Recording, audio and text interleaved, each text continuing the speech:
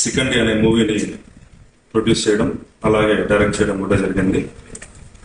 చిత్తూరు పట్టణంలో, చిత్తూరు జిల్లాలోనే చాలా వరకు షార్ట్ ఫిలిమ్స్కే పరిమితమైన ఈ చలనచిత్ర రంగాన్ని ఒక స్టెప్ ముందుకు వేయాలనేసి ఒక మంచి దృక్పథంతో మా దర్శక నిర్మాత కోటికిషోర్ గారు ప్రొడ్యూసర్ గా కూడా తానే వ్యవహరించి సికండి అనే సందేశాత్మక చిత్రాన్ని తీయడం జరిగింది.